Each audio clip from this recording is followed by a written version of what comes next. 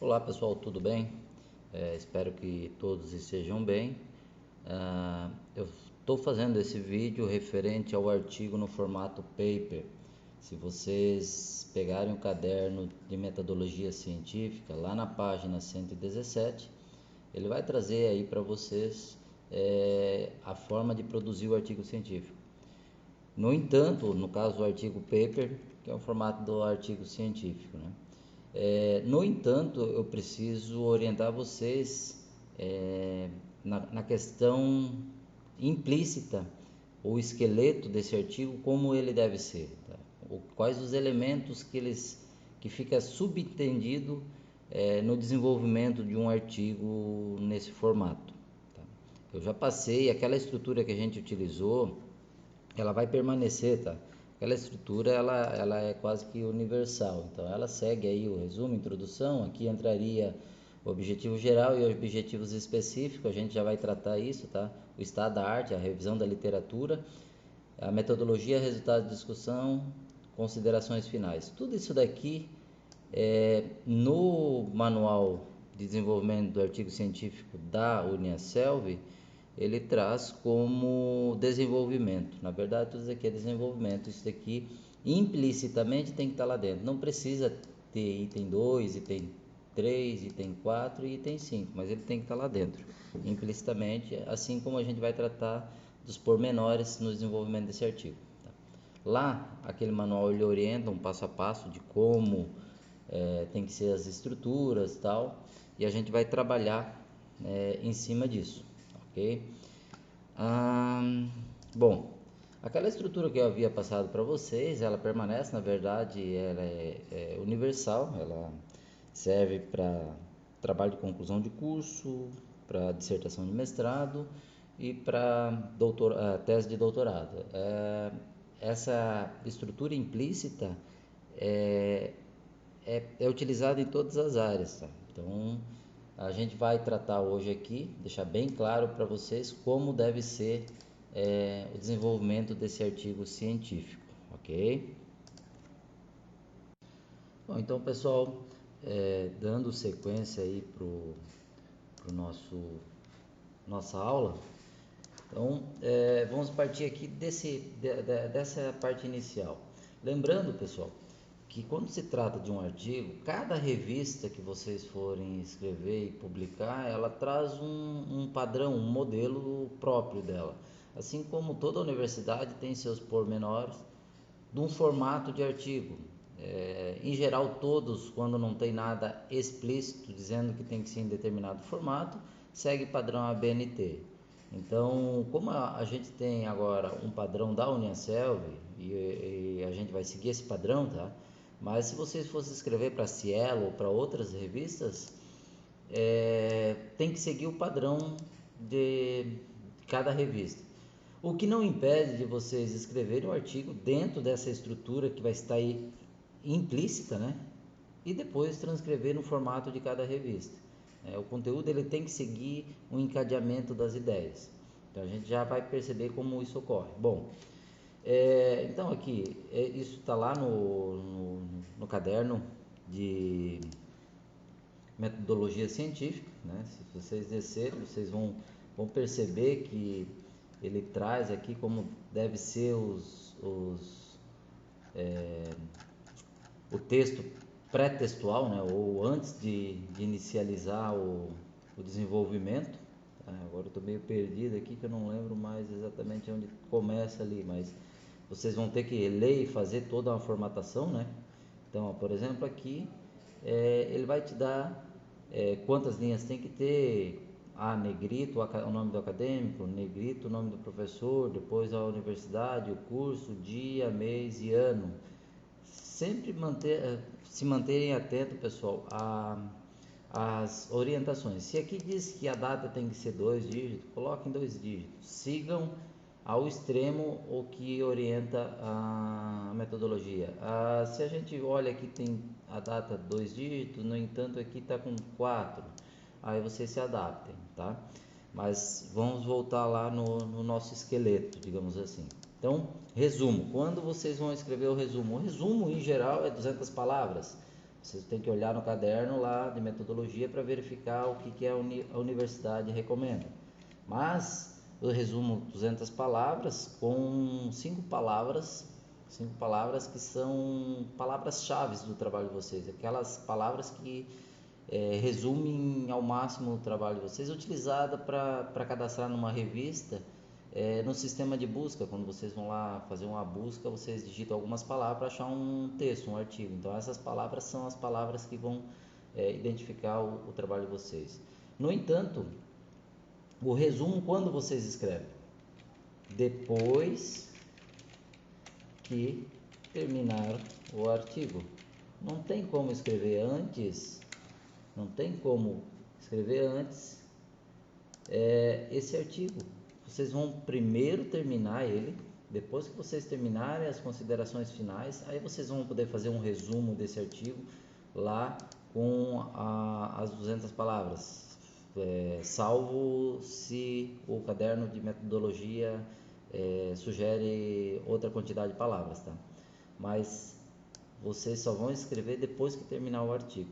Então, como eu havia falado, vocês só vão conseguir terminar lá na V2, porque vocês, junto com esse artigo, vocês estão desenvolvendo um software, e esse software só vai ficar pronto lá no final, quando ocorrer a V2, juntamente com esse artigo. Então, essa parte aqui do resumo, vocês não vão escrever aí para V1, vocês vão entregar sem a parte de resumo, tá? Orientação quanto à introdução, tá? Tá, o texto aqui tá me dando um trabalho. Então vamos lá. Primeiro parágrafo. Como que ele deve ser? Parágrafo. Toda proparoxítona não é acentuado. Parágrafo. Tá. Primeiro parágrafo. Como que ele deve ser? Então, o primeiro parágrafo de uma introdução, ele tem que trazer a problemática do mundo real. Problemática do mundo real, tá? Obrigatoriamente, vocês da área de exatas, eu não posso precisar, por exemplo, da área de humanas, mas da área de exatas, engenharia e computação, você sempre vai escrever um artigo para solucionar um problema do mundo real. Então você parte da seguinte ideia: qual é o meu problema? Eu vou dar um exemplo, eu já tratei na sala de aula com vocês e eu vou dar novamente esse exemplo.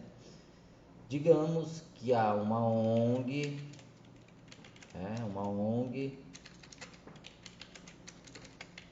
esta ONG, ela distribui cesta básica para famílias carentes. Então você acaba tendo que contar um pequeno histórico sobre essa ONG. E essa ONG tem um problema que ela não consegue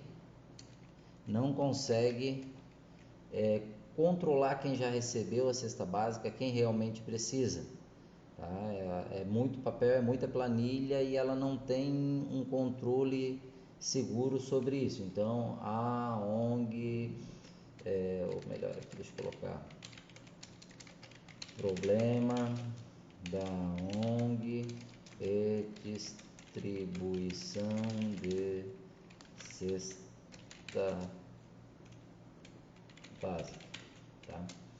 No segundo parágrafo, então parágrafo,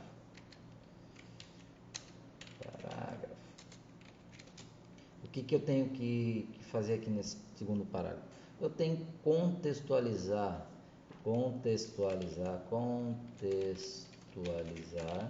o problema, né? Idealizar as possíveis soluções, tá? Então aqui eu começo a entender o problema e dizer como que eu vou solucionar esse problema, tá? E aí ele pode ter o segundo ou o terceiro parágrafo, né? Eu posso continuar essa contextualização, essa justificativa, vou colocar aqui parágrafo, justificativa, tá? Só um minuto. Bom, pessoal, então desculpa aí ter parado por um instante, mas voltando, o terceiro parágrafo é a justificativa. Então, basicamente vocês têm o segundo parágrafo, vocês vão contextualizar o problema, ideias das possíveis soluções, justificativa, né? Por que o problema ocorre, qual a solução mais viável, tá? Então aqui no terceiro parágrafo vocês vão colocar justificativa, né? E no quarto parágrafo, nesse quarto parágrafo, vocês, no final desse quarto parágrafo, vocês vão colocar aqui qual será o objetivo geral do trabalho. Bom, o que isso quer dizer, objetivo geral do trabalho? Qual é o objetivo geral desse trabalho? Vocês vão desenvolver um software para solucionar um determinado problema do mundo real. Repare o seguinte, pessoal, esse eu coloquei em 4 parágrafos para que vocês consigam fazer um encadeamento das ideias de forma correta. No entanto, não há necessidade de vocês terem exatamente 4 parágrafos, né? Vocês daqui a pouco vão ter 2 parágrafos, né? Vão concatenar esses 2 e esses 2 parágrafos, tá? Então, não é obrigatório que vocês tenham os 4 parágrafos, tá? Até porque o artigo ele também ele é compacto, né? Ele é sucinto, ele não tem extravagância aí de escrita de linhas. Então até vocês olhem lá no caderno, que lá no caderno ele recomenda uma quantidade de páginas. Eu não li todo ali, né? Até porque esse é um trabalho que vocês vão ter que ter, de pegar e verificar. De fato eu vou estar analisando toda aquela estrutura. Então, mas tudo depende a revista sugere 15 páginas, depende da revista 10 páginas. Então, acredito que no caderno ali, em algum momento, ele vai estar orientando quantas páginas tem que ter, tá? E aí vocês vão ter que seguir essas páginas. Ó, aqui eu já vi que o resumo, na verdade, não é 200 palavras, mas sim 150 palavras ou 15 linhas, tá? Então, tem que dar uma revisão nessa estrutura, conforme vocês vão escrevendo, vai surgindo dúvidas, vocês vêm aqui e busquem a informação, tá? Voltando aqui, então essa é a estrutura que eu tenho que ter da introdução, isso vocês terão que escrever. Se eventualmente vocês tiverem, isso daqui vocês estão escrevendo com as palavras de vocês, né? Mas se eventualmente vocês estão falando algo que alguém falou, né? Vocês estão escrevendo um texto de algum autor, né? Até para justificativa, que tem que justificar por que da necessidade, tem um autor que escreveu o porquê do desenvolvimento de um software, né? Resolve o problema dessa ONG. Então, aí não esqueçam de colocar a citação. Se vocês não colocarem a citação, é como se vocês estivessem falando, tá? Então, não esqueçam de colocar a citação. Novamente, tudo que vocês forem escrever que não é de vocês, não é produção de vocês, obrigatoriamente tem que ter a citação de quem falou, ok? Pois bem, então vamos passar aí para o próximo passo. Então, a introdução aqui está ok, fechou, né?